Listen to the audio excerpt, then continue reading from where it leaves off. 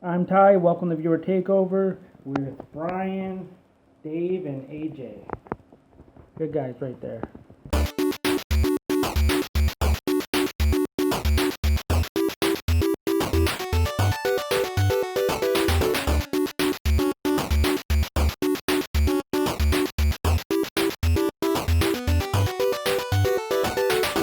This is Viewer Takeover. We film every Monday night and we bring it to YouTube every Tuesday, sometimes Tuesday, although the way this is going, it might be next Tuesday. My name's Brian Paul from this channel right here, PSVR Without Parole, and of course these gentlemen to my right, the boys! Dave from DayStation VR.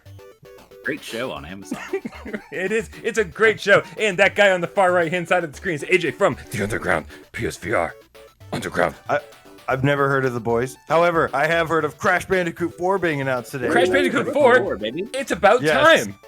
Is that the name for the game? It is. Yes. Wasn't the fourth Sly Cooper game also like Thieves in Time or some bullshit? Why does the fourth thing have to be about, you know what? Every week on Viewer He's Takeover. always been traveling through time, hasn't he? Anyways, what do we do on Viewer Takeover? God only knows. But we like to thank a lot of people. That's what we like to do. And the first person we want to thank is Ty Queen for that awesome Viewer Takeover introduction where he actually followed my directions, pointed the camera at himself. We now know what Ty Queen looks like, you handsome devil you. And he said, this is Viewer Takeover. These guys are awesome. Right? How good is that? Short, Very sweet, straightforward. sexy, to the point. Sexy. Even got a little shot of us in there, which was nice. He paused Queen's on awesome. the worst shot of me. I'm just going like, Good job, Like, Ty. You know, I've Good always job. called him TY Queen, so it's good to have that yeah, I thought it was like, clarification that it's thank you, Queen. Like I thought it was like Yeah, that, right, but something it's like that. But We're going to start calling you AJ. AJ, you're welcome. Thank you. If you guys want to introduce next week's Viewer Takeover, there might be one more in the queue. I feel like we're keeping 1 week ahead. This is wonderful, but make sure you get into that queue and send your short, sweet, seductive love that introduction to withoutparole@gmail.com. Oh, .com. But of course, Ty Queen's not the only person we want to thank. We also want to thank these people. These people down here are the people who went to patreon.com/withoutparole. Games. And the other one's giving us $1 or more every month to keep this goddamn channel running. And we fucking love you for it. That's right. Of course. Wait, I forget. I keep forgetting we have a clip of the week. We, gotta do. Oh, We have a there is clip of the week. In this one, Brian. Dave, you want to set this one up? No, I'll talk about it afterwards. Let's roll the clip. Roll the clip. Oh wow, this is a donut vending machine floating. Wow, the future is awesome. How come we don't have one of these in real life? I've never seen or even considered. Hey, whoa, get out of my face, drone. You want to square up? Dude, now I want a donut. Yeah, no, I mean a floating donut vending machine, even in this kind of dismal kind of cyberpunk world, that is a shining bright spot of positivity. And I What wish game we had was that? stuff like that. That was Lo-Fi, which is coming to PS5 with VR support. As far as we know, in 2021, I previewed it a little bit. But they can't say and- it, but it is. Yeah, no, But they it's can't coming. say it. Do you Those think were some delicious donuts, and that drone was fucking my whole day up. I was just trying to enjoy the donuts. I think in the full game when it's released, it's early access now, but you will be able to shoot the drones, thankfully, if they interfere with your personal space where you're trying to get a donut. Or You your should be able donuts. Listen, get your clip of the week sent to Without Parole. Actually, you can just send me, upload it unlisted to YouTube. Send me a link, withoutparole@gmail.com, and we'll consider using that for next week's show. But of course, Yeah, we don't have to use my clips. all of these cats are not the only people we want to thank, are they, AJ? No, Brian and Dave. And Game Cats, we would like to thank those who took the time to change their name and support us in several other ways by changing their name on YouTube or wherever it is to something GameCat something and let us know with hashtag GameCat. And it just has to be something GameCat adjacent, as Brian and something GameCat adjacent would like to say. Yes. And first, we have 3 new GameCats we want to welcome to the GameCat social. Starting with Jacoby GameCat. Jacoby. I was actually wondering how to pronounce that. I was like, is it J-Cape? Is it Your cape. right? Hey, you forgot your cape. No idea. Jacoby sounds great, man. I really like that. If it's not Jacoby, please let us know in the comments below. I did my best. Hey. We've also got Cyber Coet, the Game Cat. Nice. All right. I don't know This what a last one, coed is, but cyber is. I don't know what Cyber everything Coed. better. I don't know what that is, but it just sounds I'd awesome. play a game called Cyber Coed. That would be a fun game, I think. You'd be a ninja. You'd be in the future. Maybe it's like Deus Ex. I don't know. Let's continue. This last one is my favorite. Mine as well. Why don't for you a read it, long Dave? time. Okay. Our last one for this week, our third one. There's, this dojo's getting real full, AJ. You still got room in this dojo? We got plenty of room. We got room for days in this dojo, Dave. All right. Room Well, for that's good days. because this last one is They Made Me Be a Game Cat, Yeah. which I think is a very clever name because, we did, didn't we? Game Cat or else. We're very Peer convincing. pressure is a strong thing. We're very convincing. If you change your name to GameCap because you want to support this channel in the best way possible, make sure you let us know in the comments below by putting hashtag GameCap, and we'll give you a shout out on next week's show. But what we really That's true. do here, of course, are answer questions that are sent to us either in the comments below with the hashtag viewer takeover, all one word, or over on our Discord server, which you should have joined already anyway. And if you haven't, don't worry. We accept late entries. So go click that link in the description, join us over there, and leave your viewer takeover question in the hashtag viewer takeover channel. The first question comes to us from Mark S. from PSVR Gamescast Live, writes hashtag viewer takeover. We keep talking about how, quote, this will be VR's year, unquote, but it always grows slower than we want. We have 6 games this year already that will fight for the top 5 slots on the top 25 list. He says Iron Man, Sniper Elite, Walking Dead Saints and Sinners, Squadrons, Minecraft Dreams, and we don't even know what PlayStation 5 VR launch titles there will be in 2020. Do you think it's finally happening and AAA developers are finally stepping up and taking VR seriously? So EA finally jumping into the VR game and putting a full-fledged VR game with Star Wars Squadrons is huge for us.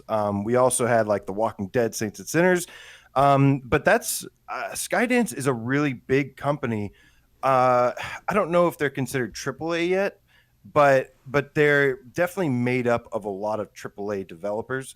And I think just slowly but surely we're seeing more and more developers start to come around on this. And of course, when it comes to PS5, I definitely expect things like Gran Turismo 7, Resident Evil 8. I expect those. They're not confirmed, but I do expect them to have VR support. I think companies that are in situations where they can dip their toes into the VR markets are starting to, and especially once we hit PS5 with the more processing power, I think we'll see more and more able to do it. Yeah, I think this is an interesting question because I love the titles that he lists here because the titles kind of come from all walks of life, right? Like Minecraft's a game that's been floating around for like 8 years or more, obviously, and it's one of the biggest games in the world. And it might not, maybe it won't crack our top 5, but it's going to be so impactful for PlayStation VR, even if it doesn't crack our top 5, right? I can only imagine the number of people that will buy a PlayStation VR headset because I just got back from like hanging out with my family for a couple of days, and I hung out with my nephew who's been playing Minecraft literally since he was 4, and he was teaching me the ins. It's Legos for kids. It's like Legos, but it's so in depth. Dave, you played a bunch of Minecraft. You know what I'm talking about. Oh, absolutely. Yeah, no, I built like an underground roller coaster that was on top of a sea of lava that we covered up with glass blocks so you could walk across the lava to get on the roller coaster. It was very cool. That was like fucking 8 years ago. I mean, this thing's been around forever. Like, absolutely, such a cultural phenomenon. Like you said, it's going to be huge when we get it on PSVR. And it's such a natural fit, man. It's like, I know you can see like way out into the horizon and stuff, but how much processing power is that really going to take? Not like much. These are Legos. Legos. It ran on the Gear VR. Right. So I think we'll be okay. I'm pretty sure it'll be fine. Right, so he's got that on the list, but then then you take something like Dreams, which is like, again, creation tool, but blows it out of the water in terms of what you can do creation-wise. And this is no longer Lego blocks. This is like bringing paintings to life and creating your own soundtracks and own control schemes. And so it's these things over here. Plus, holy shit, EA's making a fucking game that was basically built from the ground up for VR. It's like, when the fuck did that happen? Like, this is something that we've been asking them to do the whole generation. So yeah, and so like these are all different kind of games. Iron Man, man. Don't sleep on Iron Man. 10 days away from a Marvel licensed game. Right. That is huge, man. That is huge. Star Wars, Iron Man, and The Walking Dead. I mean, that's pretty big, if you ask me. Yeah. Absolutely. Yeah. So two questions then. Do you think, as Mark is asking, that AAA developers are finally stepping up and taking VR seriously? Let's start with that one. Do you think this is actually happening now, or is this just sort of a fluke that this is all sort of happening at once, and then we're going to have like 2 more dead years? I think it's very telling that EA, which is a company that is very profit driven, very crass in terms of their, their market practices and stuff, the way they build games. They said from the beginning of the development, like 2 weeks in, they had VR running on this. Right. So it was a priority from the beginning. And I think if a company like EA is taking that stand, I've said Probably elsewhere, start to see more for sure. yeah. I And, think Half-Life if it Alyx does maybe well, set off a lot of this too. Maybe Half-Life Yeah. Alyx had something to do with the affecting the rest of the companies, just seeing the reaction to it. And the other thing I'll say is I think Star Wars as a franchise specifically is pushing VR support across all kinds of devices.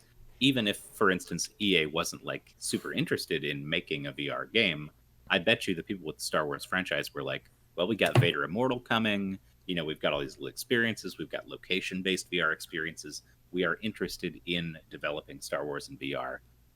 Do that. Yeah. And so I think we'll continue to see more stuff like that.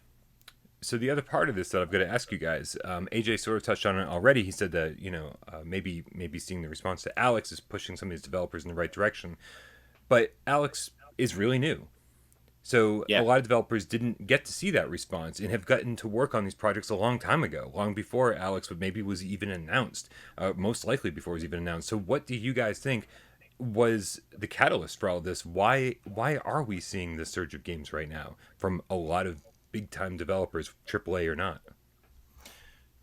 I think the stars are just aligning, man. I don't think there's just every developer is jumping on board. I think every developer has had this in the back of their mind, and we're just starting to see the timing of some of these lining up, where some of their stuff that they've wanted to do is starting to come out into public. I don't think there's like a huge race of everyone just trying to be like, okay, now we got to go. I think it's just naturally, organically growing, and that's it. Well, yeah, and the other thing too is, game developers are gamers just like everybody else. They appreciate games the same way we appreciate games, and the same way that people who've come from flat screen get into VR and say, "Wow, there's something here. This is really cool. I really like this medium."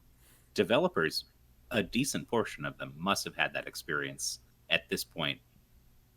To sort of plant the seed of like, even if my bosses, even if the CEO don't think this is a great idea, I want to push this project. I want to work on this because I, as a gamer myself, am excited by this technology. Right. So, even EA, we think of as this like faceless, negative, evil corporation, but like there are people who work there who still have that spark in them of like, I love games. And so this is what we see. For sure. You get squadrons. And talented ones too. So absolutely. So I'm excited for the future. Excellent. It's very much a community driven thing here. It's very much a community of publishers, of gamers, all kind of shaping this new medium as it goes forward, and it's only going to get better and better. Yeah. No. Yeah, you can tell they care about the community because they were like, yes, there is HOTA support almost immediately. Yeah. Yeah. I think my short answer is, do I think it's finally happening? Again, yes, it is finally happening, but it's happening slowly and gradually. It seems like everything's sort of happening right now, but as the end of a generation, I feel like all the best things always happen at the end of a generation. When I think it's really going to happen is when they don't have to worry about downgrading the graphics so much or worrying about resolution so much, and just being able to like take their game and much more easily port it over to the PlayStation 5 in VR and not have to worry about downgrading their artistic vision too much. And I think that's when we're going to like really see things take off. So I think even though things look like they're going really well now, I think this is just the beginning of it, and I think next gen we're going to see things really start to take off. Whether that takes another year, another 2 years, who knows? But I think we're almost there. Absolutely. Nice. All right. This next question comes to us from Tignis Boy, Tynes Boy, Tignes Boy. I don't know how to say it. I've always He said left Tignis. this on Tignis Boy from Gamecast Live. He said, #viewer takeover. Do you think that VR players will have an advantage over flat screen players in this game? He's talking about Star Wars Squadrons, to be clear. He says, I think the ability to look around freely in the X-Wing will be a real advantage. I don't know that VR players will have an advantage, really, because although you can look around freely in the previous game, and I think, I'm not sure how they're going to do this, but head tracking isn't a thing in X-Wing mission. So if that continues to be the case, you can look as much as you want, but if you're not head tracking to shoot the guy, you still got to turn your ship just like anybody else. And also, the FOV in VR is always way lower than it would be on a flat screen game. So your field of vision is going to be smaller, even though you can turn and look left. The guy who's just looking straight at his flat screen TV can already see this peripheral area here and this peripheral area here that you can't see because the FOV is smaller. So I think it probably will be pretty evenly matched. But who knows? I guess we'll see when we get there. What do you think, AJ? What do you guys think about this? Well, Dave has a really good point, but hell yeah, I think we're going to have an advantage. I like to think of when it comes to being able to maneuver around stuff and just, having that 3D depth to work with. I feel like, I don't know, something similar to the Wipeout effect, Wipeout Omega Collection. It was so much better to be in the cockpit and just have just such a better grasp of where you are in a 3D space and looking around. For that reason, if they were third person, I would say yes, but I feel like them being in first person, if they're only limited to first person on flat screen, then I think we have the advantage all day, every day. I think we have a clear advantage in the amount of fun we'll be having. Yes, Yeah, that we do. Absolutely. yeah. Oh yes. AJ, I like your comparison with the Wipeout Omega Collection because my go-to for this question was Thumper, because Thumper to me is almost impossible on a flat screen. There's just something about the depth where I'm like, I feel like I can't see things coming fast enough. But the second I play it, even slightly lower res in VR, I feel like I can see way further out into the distance, and I actually have that perception of depth way. It just feels better, and so I'm assuming that are we going to have an advantage over non-VR? I mean, I don't know, right? I mean, you might have a little bit of an advantage in one way and a little bit of a disadvantage in another way. Hopefully, it all evens out, because the last thing I want is to just be like destroying PC players or people who just aren't playing in VR. I don't want there to be a clear advantage one way or another. I don't mind winning. I'm okay if I just beat all the time. Yeah, that's not a problem. When I beat people very well in Firewall, I'm not like, oh wow, that sucks. But you also don't want all the non-VR players dropping out and then suddenly the lobbies dry up because they're like, we can't compete with the VR gamers. They've got a clear advantage. I think Dave had the indicator next to your name that'll say that you're playing in VR or something. Oh, maybe. I think Dave had the best answer you could possibly give, and that is we will certainly have the advantage of fun factor here. Yes, absolutely. That is true. Yeah, we'll be coming back to this game more often, more frequently, for longer play sessions, I'm sure, than anybody else. All right, AJ, you taking the next question? We've got Donatello the Scientist Game Cat. Toss me a ninja slice. From the Discord, says #viewer takeover. With so many new PSVR games scheduled to be released in 2020 to 2021 that we know of, which game are you the most excited about? The only correct answer is Wraith. Brian, you want to take this one? I mean, so wait, are we pretending like Resident Evil and in Gran Turismo until they officially say PSVR support? Are we going to pretend that they don't have PSVR support until then? That's a tricky question because that changes everything. Right, because, okay, so here we go. If we're going to use common sense and go, these games are totally going to have VR support because we just know they are, then Resident Evil 8 all day long, every day. Resident Evil 7 has been my favorite game. If not, I'm actually super excited for Sniper Elite.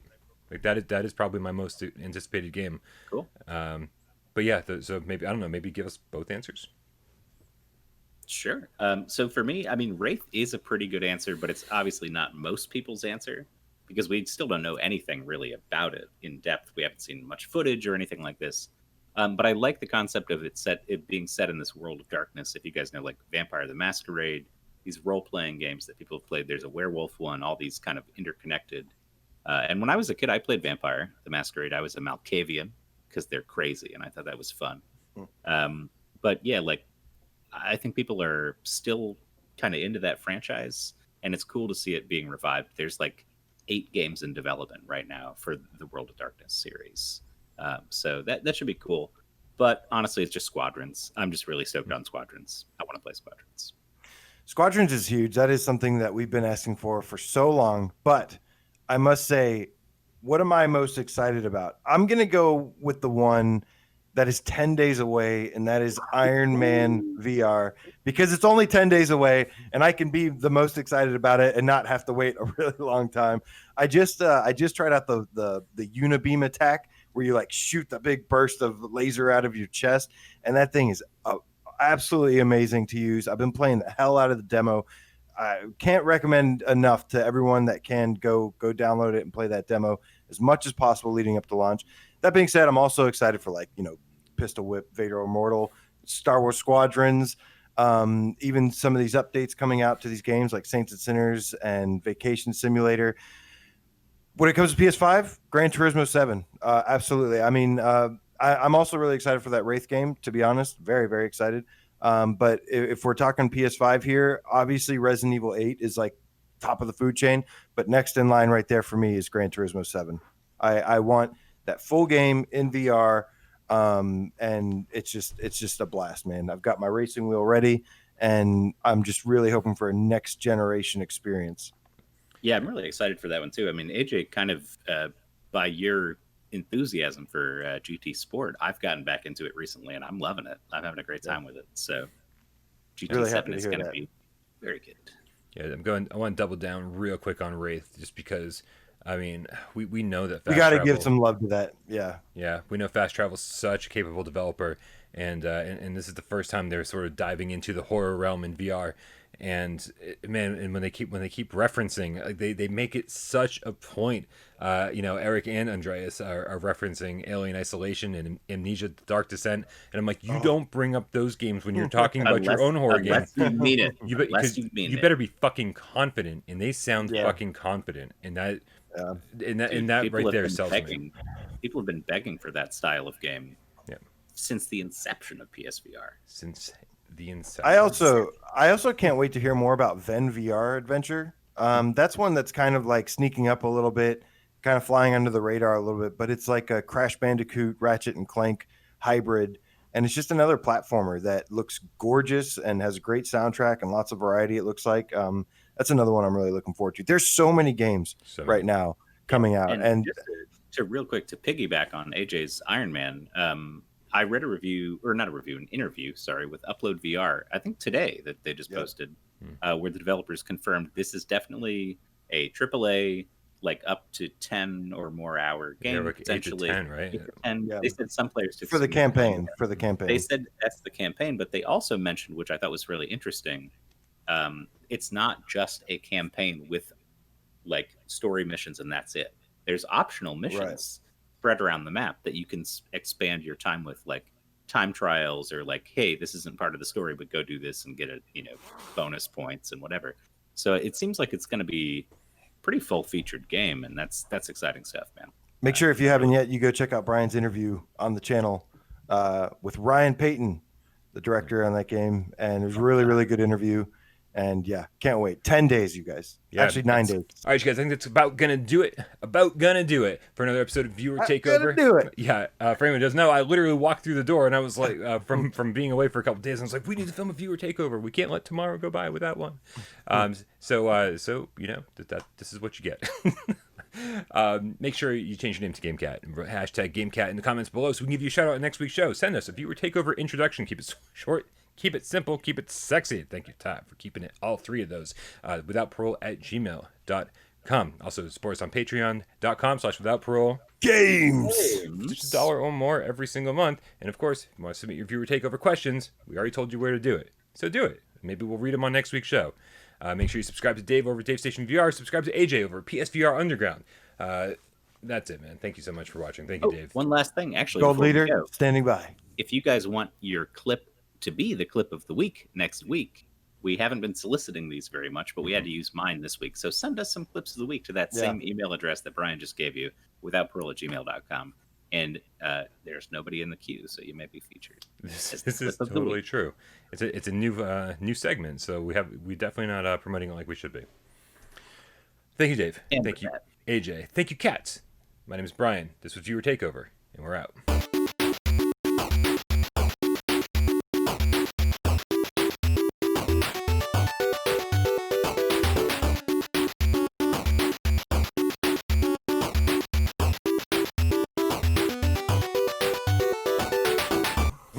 You want me to intro the show this time, Brian? You know what? I can give it a shot. Go ahead. Welcome to Viewer Takeover. No, that's a little too car salesman. It's harder than it looked, right? I can't do it the way you do it. Well, he's done it about, what, 1,000 times? 90,000. Roughly 1,000, yeah. Gets a little easier by that point. Yeah, you can intro it. Oh, damn it. Okay.